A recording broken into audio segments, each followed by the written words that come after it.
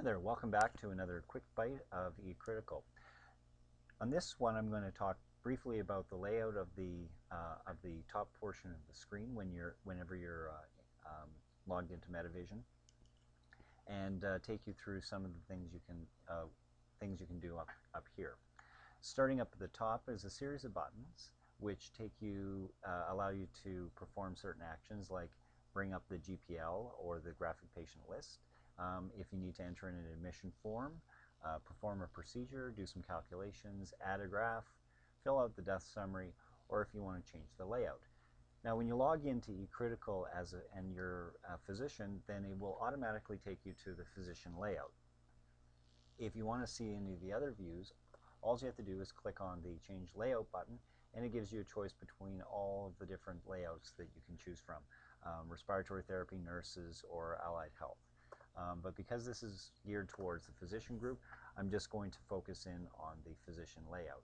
And what you see here is the default layout for the physician layout. Now this is a test environment, so this is a test patient. So the times and the time and the information in here isn't live, and as well the screen capturing software can be a little hinky sometimes, so it may make it look a little bit funny. Next, below these buttons are a series of tabs which allow you to change your view of the patient to look at specific areas that you're interested in, whether that be the cardiovascular, such as the vital signs,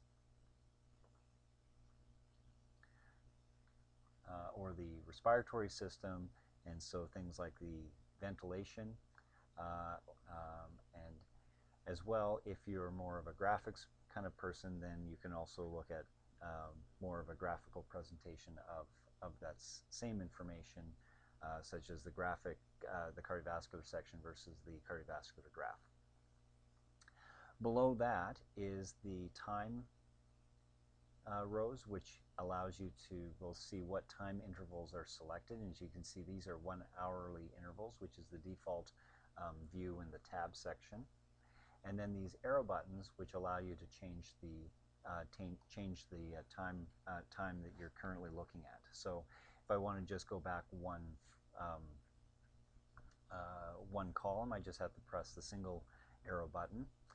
If I want to go back an entire screen, then I select the double arrow, and that'll take us back one page.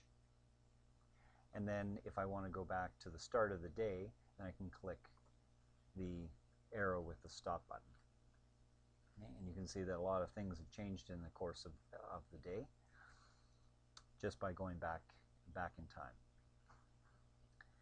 If I want to go right back to where the current time, then I go over to the right hand side, and you can see there's a double arrow with a stop, and if you click on that, that'll take us right back to our current time. Okay. Now as you can see here, the time is divided up into hours, and I can change that view just by clicking on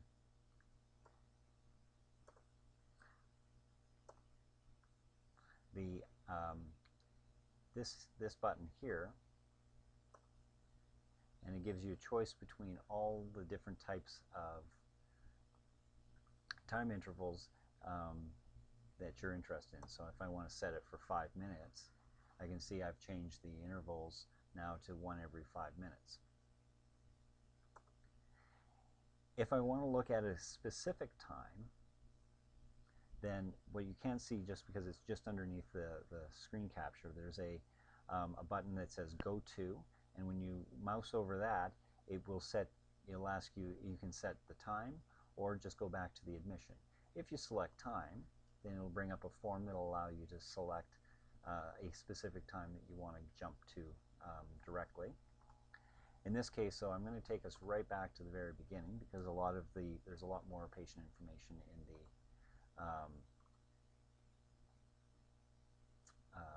back at the time when the patient was originally admitted.